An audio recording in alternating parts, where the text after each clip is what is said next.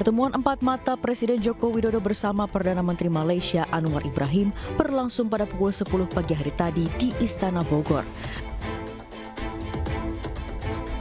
Kedua pemimpin negara akan meninjau kemajuan kerjasama bilateral, menjajaki kerjasama baru, dan promosi upaya bersama mengatasi tantangan regional dan global.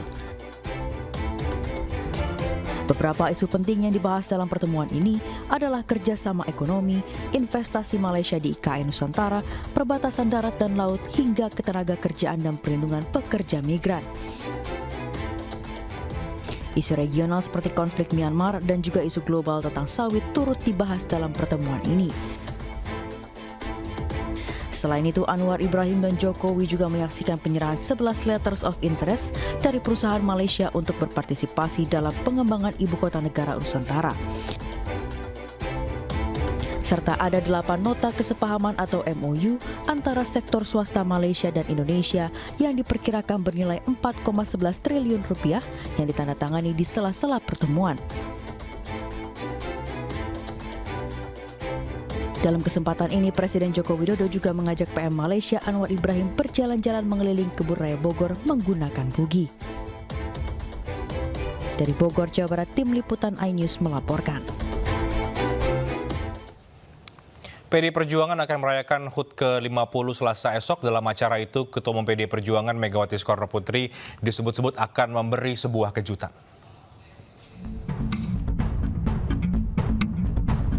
PDI Perjuangan berencana menggelar acara HUT ke-50.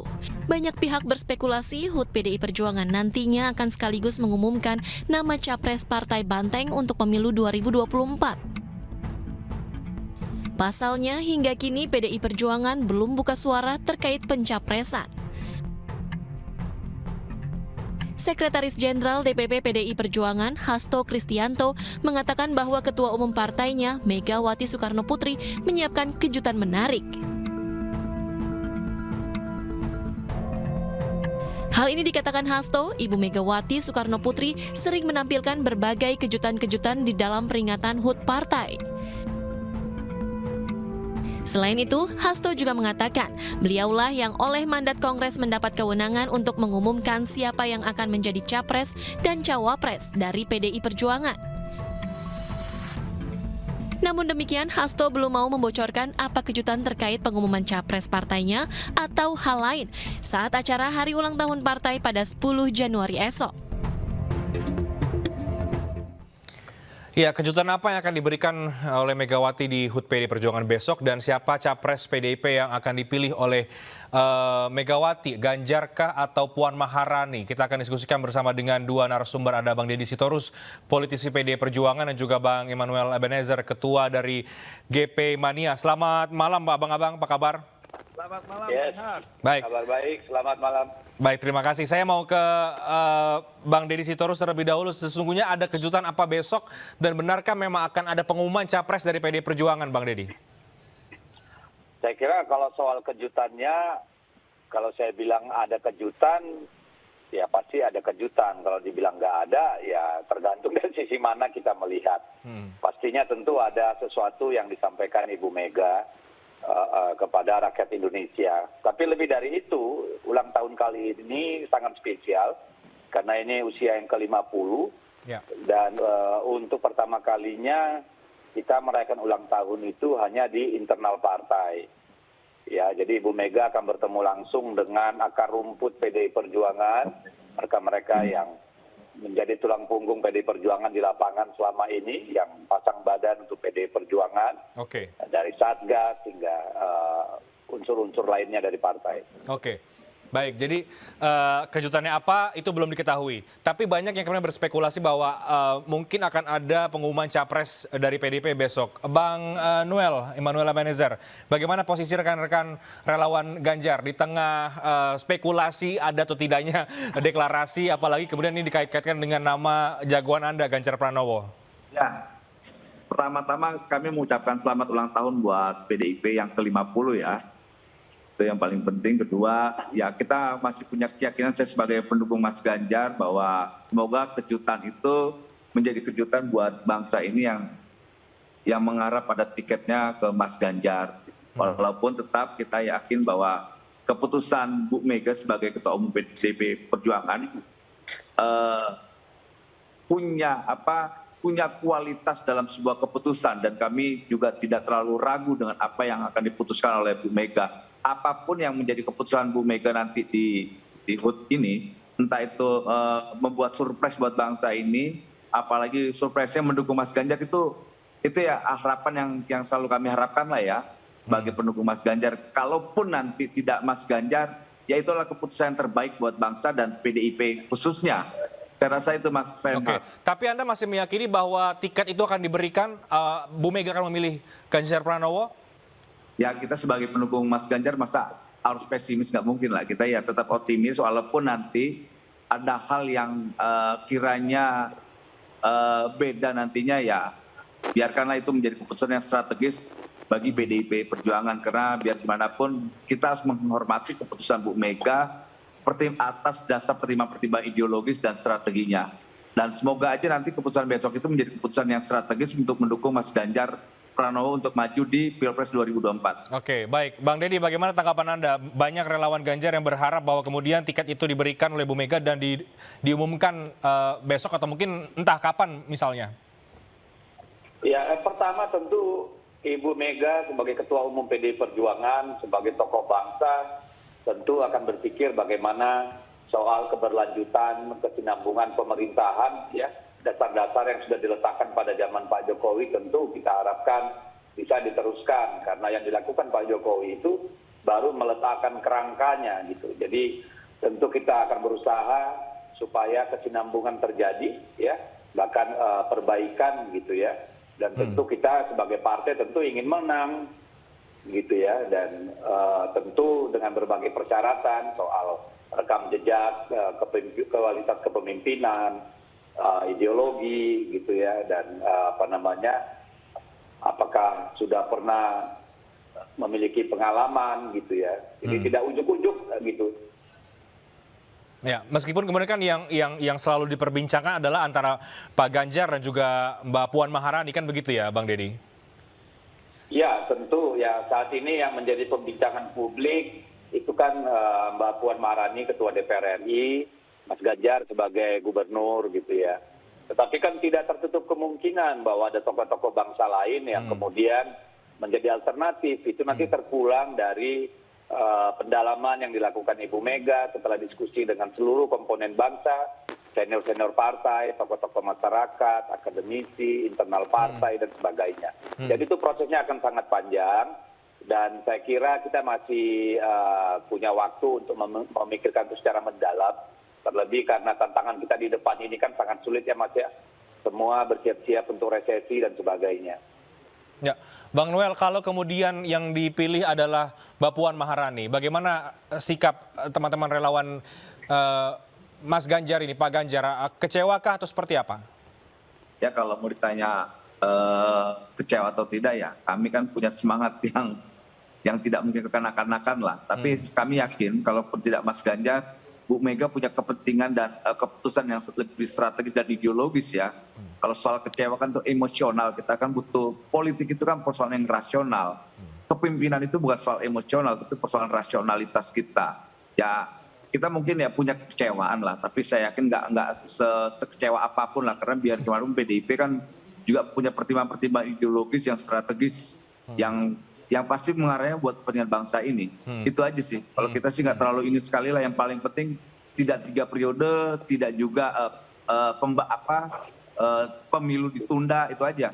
Karena kita kan perjuangan ideologis kita di situ. Dan kita ada punya kesamaan dalam hal ini dengan PDIP Perjuangan. PDIP salah satu partai menolak gagasan 3 periode dan juga penolakan penundaan pemilu. Ya. Itu. Baik, Bang Deddy dan juga Bang Noel, kalaupun tidak diumumkan, biasanya kemudian di panggung politik itu ada simbol-simbol ya. Apalagi di acaranya PDIP biasanya ada pembacaan Dedication of Life. Yang ini kemudian kalau kita tarik ke 2014 yang baca Pak Jokowi. Kemudian Pak Jokowi dicapreskan. Apakah Bang Deddy, siapapun besok yang membaca Dedication of Life itu juga bisa jadi sinyal kuat dukungan dari Bu Mega, meskipun tidak disampaikan secara gamblang? Nah, itu kita harus tunggu besok. Jadi harus sabar sedikit sampai besok, Mas. Bocorannya yang baca belum tahu ini, Bang Deddy Sitorus pun belum tahu secara internal. Ya, kalau dibocorin kan bukan kejutan lagi namanya. Tapi Anda meyakini begitu ya, siapapun yang membaca itu adalah sinyal dukungan Bu Mega? Siapapun yang baca? Ya, kita tunggu besok Mas. Tinggal berapa jam lagi, kita sabar aja menunggu. Oke, kita masih harus sabar menurut Bang Deddy. Bang Noel bagaimana? Anda meyakini siapapun yang besok membaca Dedication of Life itulah yang kemudian sinyal dari Bu Mega? Ya sepertinya seperti itulah ya. Kamu udah punya kesimpulan tuh Renhardt. Kalau kita gini, pokoknya ya semangat kita untuk mendukung Mas Ganjar tidak berubah. Kemudian ada keputusan besok yang beda ya kami ya harus siap lah ya kan nggak bisa juga kita kan relawan nggak punya apa-apa perangkat organisasi kan sebagai relawan doang tidak lebih dari itu beda dengan partai. Oke. Jadi kita masih harus menunggu besok ini pembuktiannya benar atau tidak begitu siapa yang kemudian membacakan Dedication of Life seperti yang sudah pernah terjadi sebelum-sebelumnya. Jadi sekali lagi Bang Noel, gimana? Gini, PDIP itu punya tradisi mengambil keputusan yang sangat strategis. Tapi kedua, mereka punya pertimbangan-pertimbangan persoalan elektabilitas dan juga elektoral. Nah, elektabilitas Mas Ganjar kan hari ini masih tertinggi. Kedua, pasti punya dampak elektoral. Nah, PDIP juga kan tidak mau, apalagi dengan slogan 2024 harus menang gitu. Sayang sekali kalau seandainya PDIP tidak mengambil sosok tokoh yang hari ini secara elektabilitas itu bagus. Tapi saya yakin sekali, apalagi PDIP lah ya, nggak mungkin ini partai bukan partai kaleng-kaleng atau partai kanak-kanak lah, nggak mungkin mengambil keputusan yang basisnya adalah emosional. Seperti itu Renhardt. Oke, baik. Bang Deddy tanggapan? Ya saya kira semua partai pasti ingin menang. Elektabilitas pasti salah satu pertimbangan dari kita, tapi bukan faktor yang determinan. Jadi saya kira kita tunggu aja besok, apakah besok diumumkan atau apakah besok hanya teaser saja, hanya Ibu Mega yang tahu, tapi kami berpendapat kapanpun itu diumumkan, itulah momentum yang dirasa tepat untuk kepentingan kita semua, bukan hanya kepentingan Ibu Mega atau PDIP, tapi juga kepentingan bangsa. Oke, Bang Deddy, tapi Anda sepakat tidak kalau kemudian faktor elektabilitas ini menjadi faktor yang sangat penentu dalam menentukan capres yang tadi juga disampaikan oleh Bang Noel, termasuk juga sebetulnya untuk partai sekelas PDI Perjuangan? Kan tadi saya sudah bilang, survei pasti menjadi satu pertimbangan, tapi bukan faktor determinan atau faktor penentu ya. Karena misalnya begini, kalau hanya berdasarkan survei, dulu Pak Jokowi tidak akan kita calonkan dalam Pilgub DKI. Karena surveinya hanya sekitar 11% gitu ya. Jadi tentu akan menjadi pertimbangan.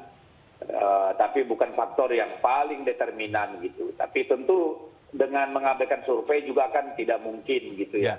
Jadi saya kira pokoknya kita akan berpikir bagaimana bisa menang Pileg dan Pilpres. Saya kira itu, karena itu satu tarikan nafas. Oke. Bang Noel, tanggapan dari Anda, Bang?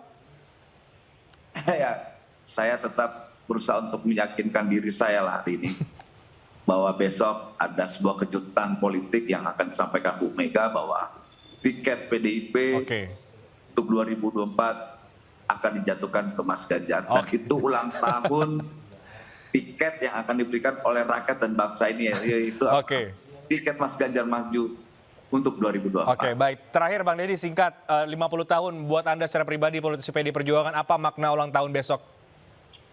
Maknanya partai ini tentu harus semakin matang, partainya harus semakin relevan bagi rakyat, partainya harus tetap kokoh berdiri menjaga NKRI, Pancasila, Undang-Undang Dasar 45, dan juga kebinekaan. Dan kita tentu harus berefleksi agar ke depan PDI Perjuangan tetap menjadi partai yang disiplin, solid, dan bermanfaat bagi rakyat dan negara. Oke, jadi sekali lagi bocoran pembacaan Dedication of Life belum bisa disampaikan ya, Bang Deddy Sitorus? Iya, kita tunggu besok sama-sama. Oke, kita tunggu besok. Kita akan tunggu juga Bang Noel, siapa yang akan didukung oleh PDI Perjuangan dan surprise apa yang akan diberikan besok ketika HUT PDI Perjuangan ke-50 tahun. Tapi terima kasih banyak untuk diskusinya Bang Immanuel Ebenezer dan juga Bang Deddy Sitorus sudah bergabung bersama dengan kami. Terima kasih Renhardt, terima kasih Noel. Siap, Deddy, Renhardt. Ya, dan pemirsa jangan kemana-mana, kami akan segera kembali dengan informasi lainnya usai kumandang azan maghrib untuk daerah Jakarta dan juga sekitarnya.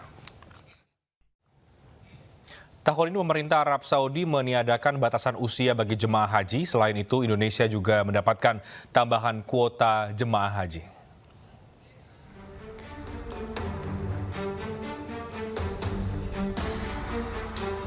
Ya, setelah sebelumnya pemerintah Arab Saudi membatasi usia jemaah haji yaitu di bawah 65 tahun, mulai tahun ini pembatasan ditiadakan. Artinya jemaah usia 65 tahun ke atas dapat berangkat haji tahun ini.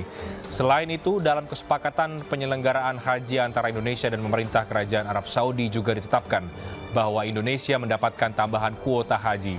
Indonesia mendapatkan kuota sebanyak 221.000 jemaah. Kuota ini terdiri dari 203.000 jemaah haji reguler dan 17.000 jemaah haji khusus. Selain itu telah disiapkan kuota 4.200 bagi petugas haji.